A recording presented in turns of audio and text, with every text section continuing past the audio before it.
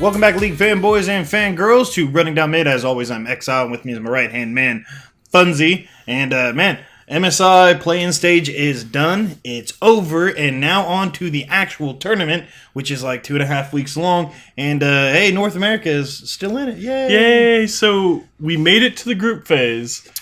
TSM barely held off. I thought they were just going to give up the first game, but they decided to give up 2 to really put the pressure on. And, it became a neck-and-neck battle in that 5th game, which could have gone either way. So, not going to lie, TSM's matches were reminiscent of how the North American finals went against C9, where TSM played the part of C9, and if they didn't jinx in the end, they might have, ended the way C9 did. It was pretty bad. Those first 2 matches were ugly. I'm not going to lie, I was crazy disappointed. I'm surprised that they were able to reverse sweep. Gigabyte Marines looked good in their second going around, so they're no joke. And TSM's first match in the double round robin is against Gigabyte Marines. So, the matches that we had with TSM did not instill great confidence in me, and now I am worried for North America on the world stage going forward. Yeah, I have to say that the one skill that TSM has is late game team fights. They are a very coordinated team. They are very, I don't know what to even say, in the right place at the right time. I mean, I don't know if it's their shot calling or if it's just plain luck, but it just seems like whenever they catch a team in a bad situation, they capitalize on it very heavy in the late game. I think TSM's best thing that they have going for them is the fact that they're able to play in series, which is something that they will not be able to do in this double round robin. Since they are known for this spring split giving up the first match is all they have. Every one of these guys is going to be a one-shot, one-kill, one game only, which is definitely not TSM's wheelhouse. Bjerg, before their battle with Gigabyte Marines, said that they were doing, as a team, we're doing nothing but eat, sleep, and playing League, and I don't know what they need to do to get themselves right, but they don't have the opportunity anymore of throwing games away or waiting 6 matches or 5 matches to get ramped up. Like, they got to get going right out the gate. So it's gonna be some steep competition. Yeah, but you got to talk about Gigabyte Marine's strong early game. This is a team that has a formula for winning and has practiced it so much that they just continuously use that formula to win. And that's apply pressure early in bot lane, get that first tower to allow the bot lane to rotate to mid. Yeah. And then they just play around mid and focus on keeping their bot lane alive and using that pressure to steamroll the rest of the map. So I'm hoping that, TSM, since they had a tournament style play or a 5-match series or something to get them fresh, they're able to carry that into the round robin. But man, I don't have a lot of hopes. I really hope TSM proves me wrong and does great, but their play so far just didn't impress me, and I'm really worried. I'm really worried going forward for them, big time. Yeah, and then we got to talk about Flash Wolves too. 3-0ing Supermassive, like they weren't even there. Yeah, you can't even call that. You can't even call that 3-0ing. That's like a team of. It looked like a team of Brawn players playing against Diamond players. I mean, that's how. I've never seen scorelines where as a whole the team died like once, maybe twice, and then had 20+ kills. Like, talk about feed lords. Like, good lord, that was terrible and embarrassing. And you would think that, maybe Flash Wolves is just that good, but then they ended up doing almost the exact same thing to Gigabyte Marines when Supermassive went and played them. So then it's like, man, is Supermassive really that bad? Like, well, they look terrible. Maybe respective strengths from regions is not exactly comparable there. Yeah, so man, I don't know what it is, but Turkey region, when Supermassive goes back, they're your front runner always because they're the only ones we've ever seen on the world stage from that region. Man, the rest of y'all got to up your game, because if they play like that on the world stage, they ain't going to make it out of groups. Yeah, and it's definitely going to make it a very strong contention for Flash Wolves to show if they can take down SKT. because in my head, there's only a few that can contend with SKT at this point, and it's definitely not looking like it's going to be North America. Oh, definitely not going to be looking like North America. Flash Wolves has beaten SKT before, so they're no stranger to that. Team We is the new one in the tournament. Team World Elite, they're the ones that beat Royal Never Give Up to make it into the tournament, while everybody was still trying to play in the play-in stage. That's when they had their finals, which was, I believe, like the 29th of this last month. So, I mean, they literally just won and just transferred over, and they beat Royal Never Give Up, who people thought were going to give SKT their biggest problem coming in. And so now we have Team World Elite, somebody that we haven't seen before. So it'd be really interesting to see how that goes down. And that actually is TSM's second match on that first day, is playing against Team We. So they don't have a really good. It's just going to be tough from them going right from forward. the get-go. Right from the get-go. I mean, the only other person I think that would have a harder first day is G2, EU's number one team, going against SKT.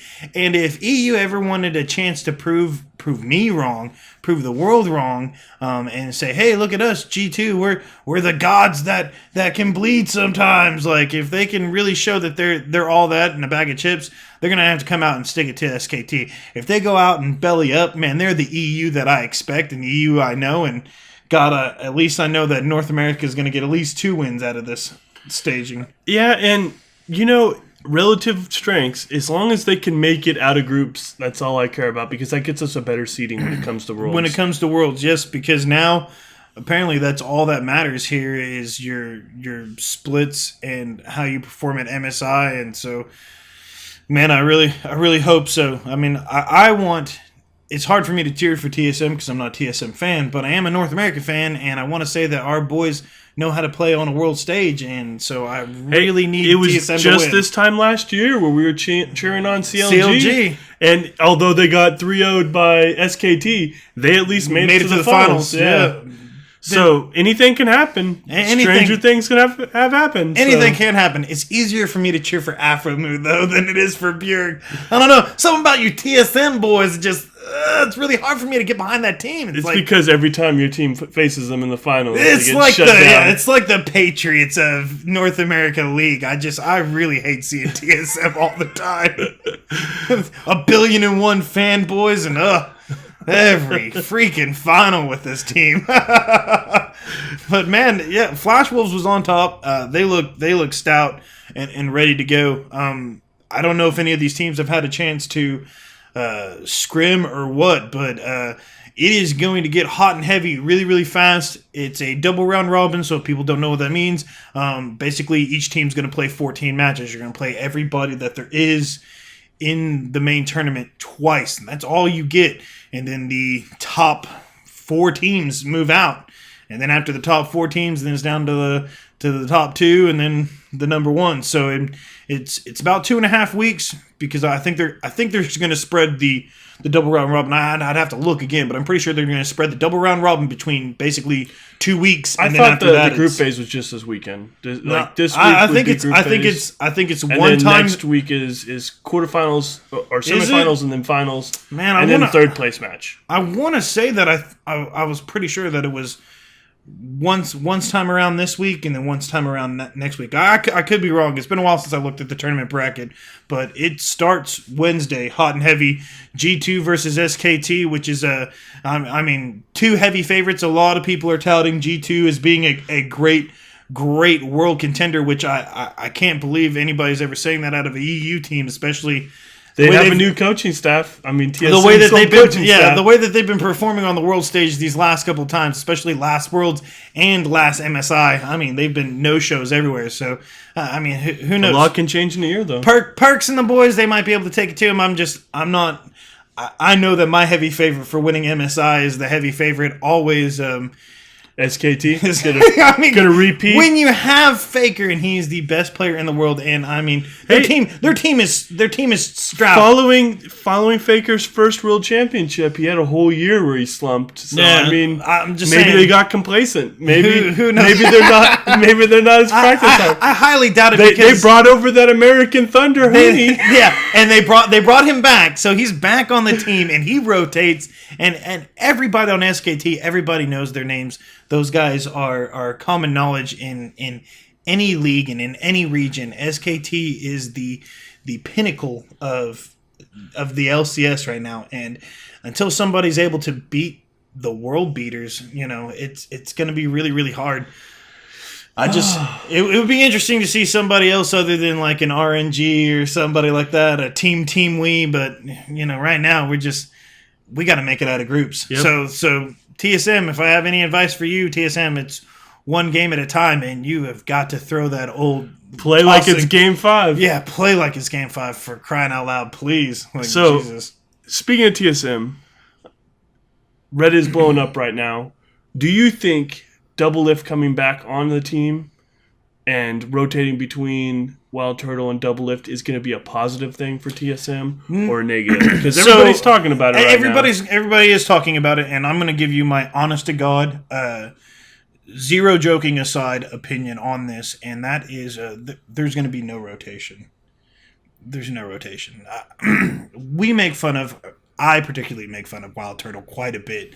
He is a good ADC, but he has lost his edge. When I was watching TSM play, the thing that bothered me the most, the thing that really, really shook me, especially in their first 2 losses, was not that TSM lost. It's not that TSM lost bad. It's that we had non-North American regional announcers. We had non-North American regional announcers talking about North America, and the thing that they knew, not from telecasting North America at all, the thing about TSM that they knew the most that stood out was the fact that Turtle dies all the time by being way too aggressive or being caught out all the time. And he did last week he had the same issues. A lot, and it's the same issues. So if you have somebody that has that big of a problem that's known worldwide, that everybody as being over-aggressive and being caught out all the time and not landing your arrows, like, oh my God, Turtle, pick a different ADC. You can't play Ashe. But I mean, like, if you have somebody that's known that way throughout, and other telecasters know that information, that tidbit, that's embarrassing. And I know that Doublelift doesn't do that. And I know that they may wholeheartedly, as an organization, want Wild Turtle around, want to rotate. But if you have somebody that is as good as Doublelift, and say he comes on and he performs like I expect Doublelift to perform, and he comes on and he plays hard, why would you rotate that out for Wild Turtle? Why? There would be absolutely no reason for it. I don't know quite what advantage they would gain by having both of them on the team, other than maybe to help with fatigue. I honestly, it's either game fatigue or to be honest, I just think that they don't want to hurt Turtle's feelings because he was an original TSM guy. You don't pay somebody just not to hurt their feelings. This is business. He should play for. Everybody wants to win. They don't want to play and know that they're the person holding back their team. With you saying that, and everybody wants to win, then there is no way that Turtle's going to make it through mid-season, mid-split. I'm sorry, mid-split. You're going to get to week 4 and you're never going to see Wild Turtle again. I'll play devil's advocate in this and say that holding Turtle on the team maybe as a way to improve both of them, because although Turtle may be aggressive, there's always something you can learn from somebody else. That's true, but I don't know.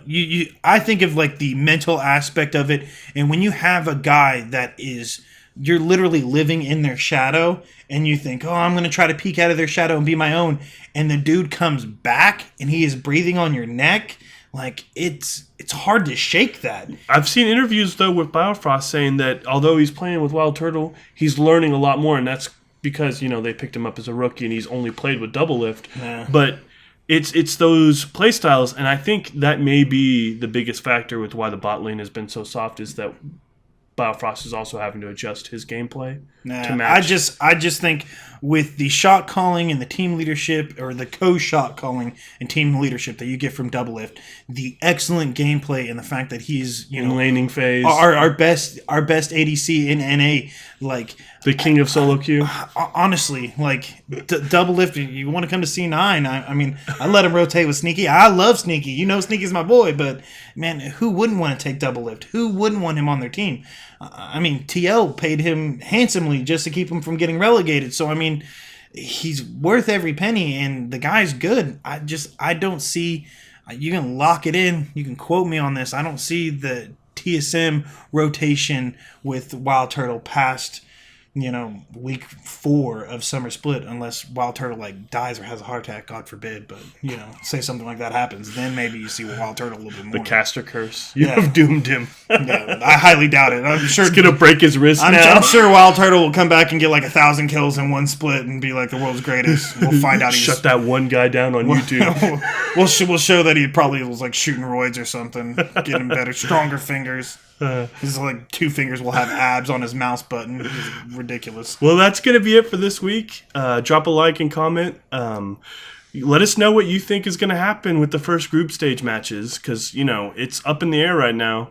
I'm, of course, going to be going for TSM full-heartedly, but it's going to be an uphill battle for them. It's going to be real interesting. The teams that are in this are strong, and Gigabyte Marines really proved that they belonged in the main tournament, and I'm actually curious to see how they will stack up, because they've looked super impressive. So are they that strong? Can they make it? I'm really interested to see what Gigabyte Marines does. Outside of that, though, I mean, we'll see SKT in the finals. A good game. Good game, man.